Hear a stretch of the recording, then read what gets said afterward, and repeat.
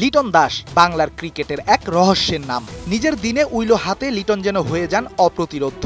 মাঠে খেলা তার এক একটি শট যেন টাইগার ভক্তদের কাছে লিওনার্দো ভিঞ্চির কোনো চিত্রকল্প। তবে রহস্যে ঘেরা লিটনকে নিয়ে আফসোসটাও কম না। অপ্রতুল প্রতিভা থাকার পরও ব্যাট হাতে কোনো এক অজানা কারণেই তিনি ধারাবাহিক হতে পারেন না। লিটনের এই ব্যর্থতার কারণটা হয়তো বারমুদা ট্রায়াঙ্গেলের মতোই রয়ে যাবে আনসলভ। তবে আজকের গল্পটা সেটা না। আনসলভড এই লিটনের মাঝেই নাকি আশ্বিন খুঁজে পেয়েছিলেন ক্যারিবিয়ান অলরাউন্ডার গ্যারি সোবার্সকে।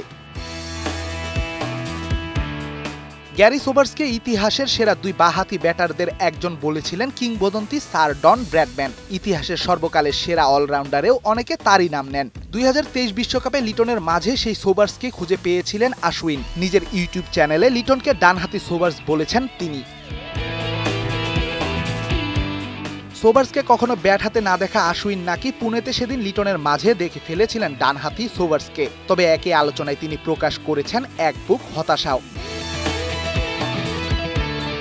হতাশাটা লিটনের ধারাবাহিকতা নিয়ে।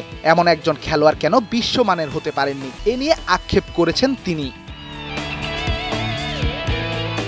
এদিন আশ্বিনের সাথে আলোচনায় ছিলেন ভারতের আরেক সাবেক ক্রিকেটার রবিন উথাপ্পাও। তিনি অবশ্য আন্দাজ করেছেন লিটনের বিশ্বসেরা হতে না পারার কারণটাও। টাইগারদের মানসিকতায় নাকি লিটনকে পিছিয়ে দিয়েছে বিশ্বসেরা হতে। ইকোসিস্টেমে পরিবর্তন আনলে সেটাও নাকি বদলে ফেলা যাবে। আর নিজেকে সর্বসেরা বানাতে লিটনকে আলাদা থাকার পরামর্শ দিয়েছেন এই ভারতীয় ব্যাটার। তবেই নাকি নিজেকে সর্বোচ্চ অবস্থানে নিতে পারবেন টাইগার ওপেনার।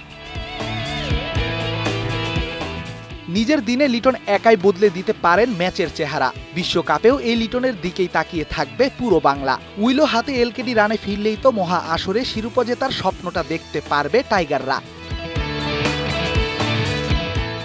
রেদওয়ান শাওন, ৭১।